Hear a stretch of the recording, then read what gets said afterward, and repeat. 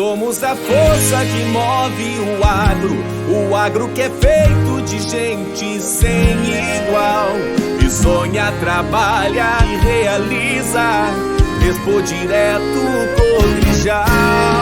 Expo Direto Cotrijal. Expo Direto Cotrijal. Expo Direto Cotrijal, de 7 a 11 de março em Não Me Toque. Patrocínio Banco do Brasil, Caixa, Governo Federal. Realização Cotrijal. O assunto hoje aqui, entre as pautas da Câmara Setorial do Arroz, o tema rastreabilidade, né, professor? E eu sei que a UFPEL está dando uma mão nisso aí, através do senhor, para tentar fazer um protocolo. Gostaria que o senhor explicasse para nós um pouco dessa questão aí, que é uma questão futura mais próxima para a cadeia. Ocorre que é um trabalho que foi demandado pela Abiarroz, Associação Brasileira das Indústrias de Arroz, também por outros setores da cadeia produtiva, para o Laboratório de Pós-Colheita, Industrialização e Qualidade de Grãos da Faculdade de Agronomia da Universidade Federal de Pelotas. O professor Nathan Vanier e eu elaboramos a primeira versão, digamos, a primeira minuta de proposta desse protocolo. No que consiste, na verdade, é um protocolo? É um protocolo que ele pressupõe acompanhamento, pressupõe rastreabilidade.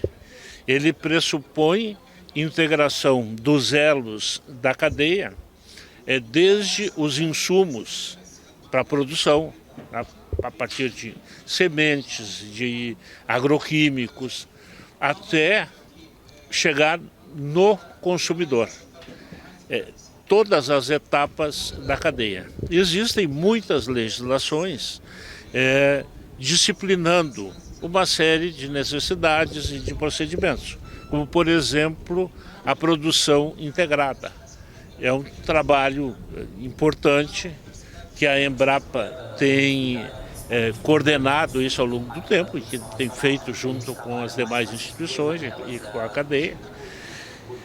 Agora, o protocolo privado, ele também incorpora conceitos da produção integrada.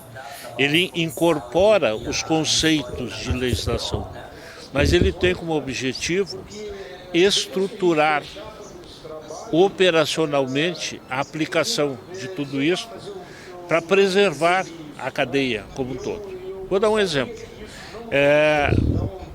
O Ministério, através do sistema fiscalizatório, detecta numa gôndola de um supermercado, ou de um mercado qualquer, um tipo de irregularidade. Ela pode ser de caráter sanitário, mas ela pode ser de caráter tecnológico. De caráter sanitário, o que seria? Presença de substâncias tóxicas, por exemplo, ou residuais por aplicação de agroquímicos, ou produzidas metabolicamente por micro-organismos e que fiquem fora da especificação. Um exemplo de irregularidade tecnológica.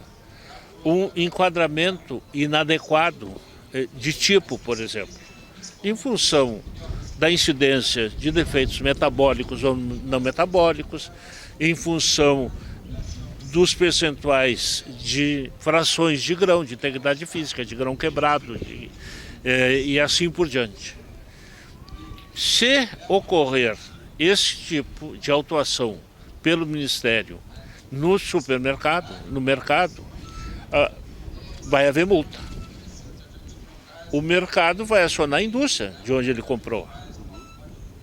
E, por sua vez, o Ministério pode aplicar uma multa.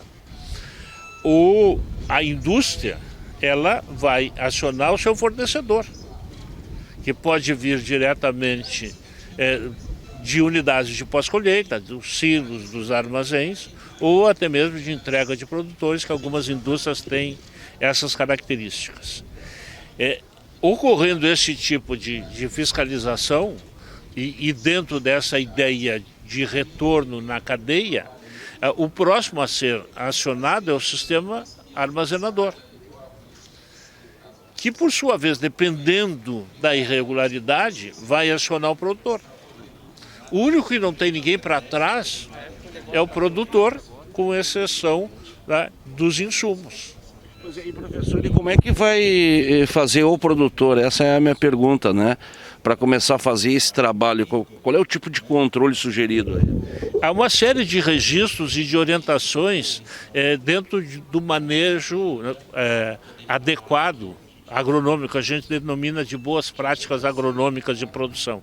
Então tem uma série de orientações, em algumas delas que até precisa do receituário agronômico em si, que tem que respeitar, como por exemplo dosagem de inseticida, dosagem de fungicida, período de carência, qual é o espaço que pode aplicar, quando aplicar, princípio ativo e assim por diante. Essa parte mais científica, mais tecnológica.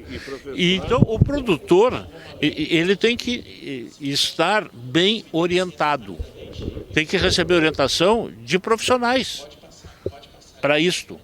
E ele tem que ter os seus registros. Então, se o Ministério chegar a autuar e o produtor tiver os registros de que ele seguiu as orientações técnicas das boas práticas agronômicas de produção ou das boas práticas de armazenamento e assim por diante, a ideia é que o protocolo seja feito junto com o Ministério da Agricultura e junto também no que compete com o Ministério da Saúde, ou seja, dentro do sistema ministerial, para que busque correções.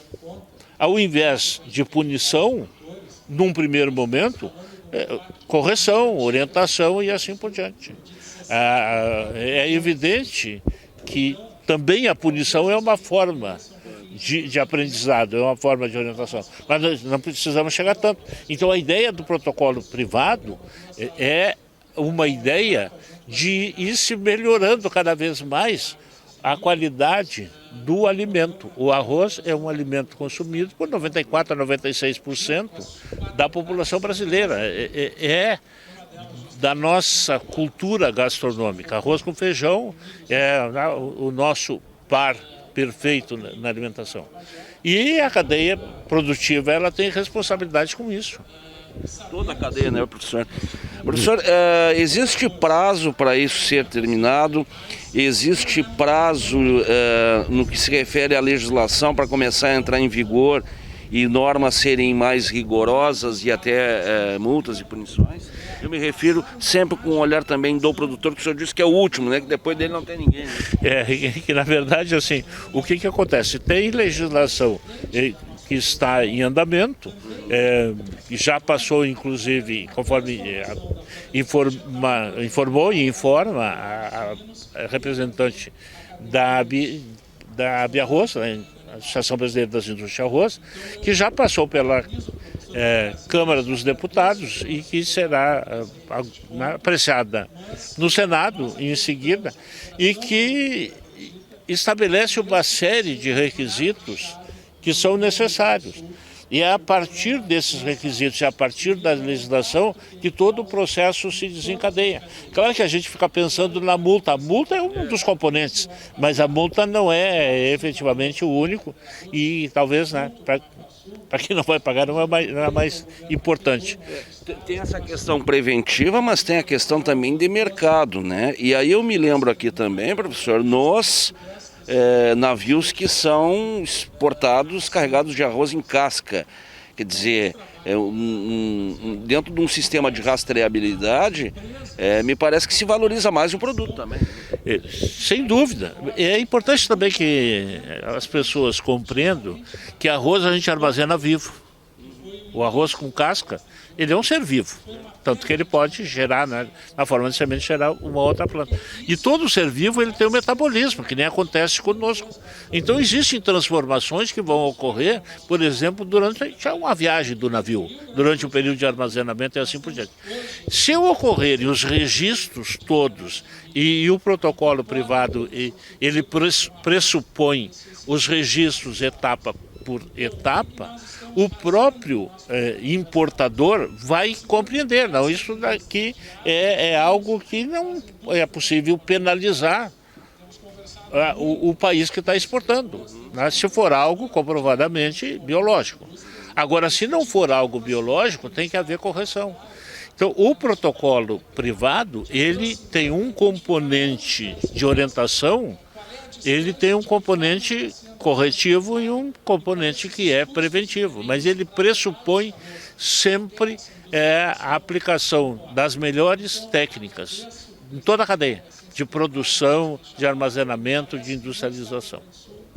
Senhor, muito obrigado, viu? Agradeço aí a oportunidade, quero cumprimentar também, né, a Conexão Rural pelo trabalho que tem feito, extremamente importante, não apenas para a economia, mas para a sociedade brasileira como um todo.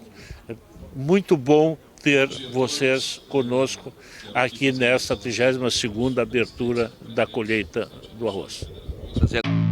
Conexão Rural, na 32ª abertura da colheita do arroz. Oferecimento: Feder Arroz, Fortral New Holland e Sementes Rancho King, que convidam para o Dia de Campo da Fazenda Palma, dia 23 de fevereiro, a partir das 8h30 da manhã.